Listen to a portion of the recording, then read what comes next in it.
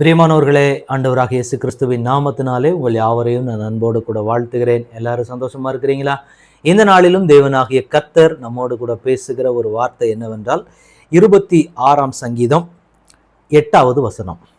கர்த்தாவே, உமது ஆலயமாகிய வாசஸ்தலத்தையும் உமது மகிமை தங்கிய ஸ்தானத்தையும் வாஞ்சிக்கிறேன். எனக்கன்பான கர்த்தருடைய பிள்ளைகளே, இந்த இடத்திலே தேவ மனிதராகிய தாவீது சொல்லுகிறதான ஒரு வார்த்தையை நாம் பார்க்கிற பொழுது அவர் என்ன சொல்றாரு அப்படின்னா, உமது ஆலயமாகிய வாசஸ்தலத்தையும் உமது மகிமை தங்கிய ஸ்தானத்தையும் வாஞ்சிக்கிறேன். அவர் ஆலயத்தை வாஞ்சிக்கிறாராம். அவர் மகிமை பொருந்தின அந்த ஸ்தலத்தை எல்லாமே அவர் வாஞ்சித்து காத்திருக்கிறார் என்று சொல்லி நாம் பார்க்கிறோம். வாஞ்சிக்கிறது அப்படின்னு பார்க்கும்போது ஒரு ஆவலாய் அதை தேடுகிற ஒரு அனுபவம். எப்போ அந்த இடத்துக்குள்ள நான் போவேன், எப்போ அந்த இடத்துக்குள்ள நான் நிற்பேன், ஆண்டவர் அந்த இடத்துல உலாவி வருகிறாரே, ஆண்டவர் நிற்கக்கூடிய அவருடைய வீட்டுக்குள்ளாக நான் போய் எப்பொழுது நான் ஆண்டவரை ஆராதிப்பேன் என்று சொல்லின ஒரு ஏக்கத்தோடு காத்திருக்கிற ஒரு அனுபவம். வசனம் சொல்லுகிறவருடைய மானானது நீரோடைகளை வாஞ்சித்து கதறுகிறது போல அப்படின்னு சொல்லி ஒரு வசனத்தை நம்ம வாசிக்கிறோமே.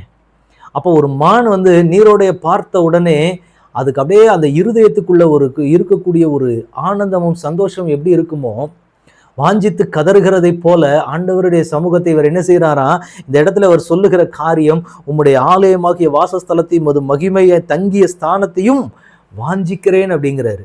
அப்ப ஆண்டவர் தங்கி இருக்கிற அந்த ஸ்தலத்தின் மேல ஆண்டவர் தம்முடைய ஆலயத்திலே உலாவி வருகிற தேவனாக இருக்கிறார். அப்ப மற்ற இடங்கள்ல எல்லாம் ஆண்டவர் இல்லையா? எங்கள் வீட்டிலையும் கூட ஆண்டவர் உலாவி வருகிறார், எங்களோடும் கூட ஆண்டவர் இருக்கிறார். இதெல்லாம் விட இது ஆண்டவருக்குன்னு டெடிகேட் பண்ணப்பட்ட ஒரு இடம். ஆலயம் அப்படிங்கிறது ஆண்டவருக்குன்னு சொல்லி பிரதிஷ்டை செய்யப்பட்ட இடம். ஆண்டவர் உலாவி வருவதற்கும் ஜனங்கள் கூடி ஆராதிப்பதற்கும் பிரதிஷ்டை செய்யப்பட்ட ஒரு இடம். அப்ப அந்த ஸ்தலத்துக்கு நேராக இவர் போகிறதுக்கு தன்னை வாஞ்சித்து கொண்டிருக்கிறாராம். ஆண்டவர் தங்கி இருக்கிற, ஆண்டவர் உலாவி வருகிற அந்த ஸ்தானத்தை பார்க்கிறதற்கு அவருடைய இருதயம் ஏங்கி கொண்டிருக்கிறது. ஒரு ஏக்கத்தோடு அவர் காத்திருக்கிறார். எப்ப நான் அந்த ஸ்தலத்துக்கு போவேன், அவருடைய மகிமை தங்கின ஸ்தானத்தை பார்க்கிறதற்கு, அந்த மகிமை தங்கின ஸ்தானத்துக்குள்ள போகிறதுக்கு அவர் ரொம்ப ஆவலோடு அதை வாஞ்சித்து காத்திருந்தாராம். இந்த வார்த்தை கேட்டுக்கொண்டிருக்கிற எனக்கன்பான கர்த்தருடைய பிள்ளைகளே, இன்னைக்கு நமக்குள்ளேயும் அந்த வாஞ்சை காணப்பட வேண்டும்.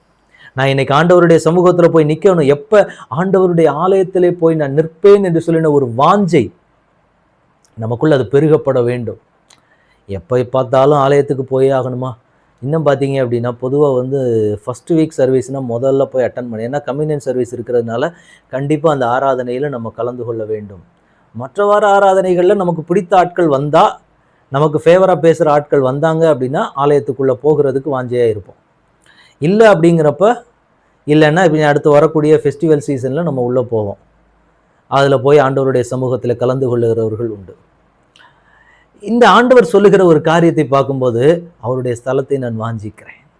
அவர் எங்கெல்லாம் உலாவி வர ஒரு மகிமை நிறைந்த அந்த ஸ்தானத்தை நான் என்ன செஞ்சேன்னா வாஞ்சித்து காத்திருக்கிறேன்றார். இன்னைக்கு நம்ம அப்படி இருக்கிறோமா?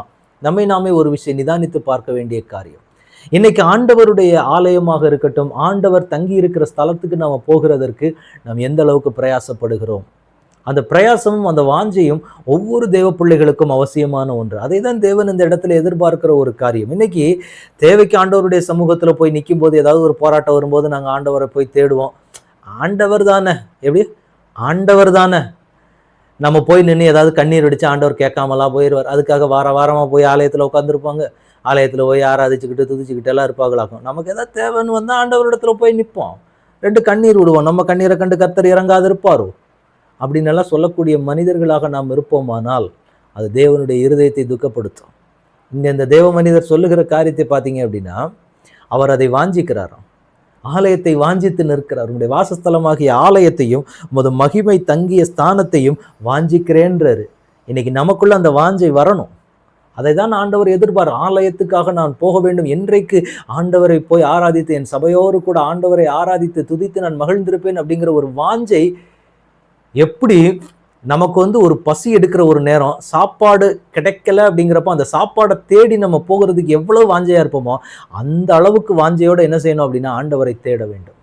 அவ்வளவு வாஞ்சையோட நீங்க ஒவ்வொரு நாளும் ஓய்வு நாள் ஆராதனைகளை நாம் கலந்து கொள்ள வேண்டும். அதை தான் தேவன் எதிர்பார்க்க. இந்த தேவ மனிதர் அதான் செய்யறாரு. அதை தான் அங்கே அறிக்கை இடுகிறார். அந்த வாஞ்சித்தார். இன்றைக்கு நம்ம வாஞ்சிக்கலாமா? ஆண்டவரிடத்துல ஒப்பு கொடுக்கலாம். ஆண்டவரை, நான் இனிமேல் வாஞ்சிக்கிறேன். ஆண்டவரே, உங்க ஸ்தலத்தை, நீங்க தங்கி இருக்கிற அந்த ஆலயத்தை நான் வாஞ்சிக்கிறேன். நீங்க இருக்கக்கூடிய உலாவி வருகிற அந்த ஸ்தலத்தை நான் வாஞ்சித்து இனி நான் நிற்பேன்னு சொல்லி ஆண்டவரிடத்துல ஒப்பு கொடுக்கலாமா? தகப்பனே, உம்முடைய கரத்துல ஒப்பு கொடுக்கிறேன். உம்முடைய பிள்ளைகளோடு நீர் பேசின வார்த்தையின்படியே ஆண்டவரே, உம்முடைய பிள்ளைகள் உம்முடைய ஆலயத்தை வாஞ்சிக்கிற பிள்ளைகளாக இருக்கட்டும். ஆண்டவரே, நீர் மகிமை பொருந்தி நீர் உலாவி வருகிற அந்த ஸ்தானத்தை பிள்ளைகள் வாஞ்சிக்கிற பிள்ளைகளாக அந்த ஒரு வாஞ்சை ஒவ்வொரு பிள்ளைகளுக்கும் நீர் கொடுப்பீராக.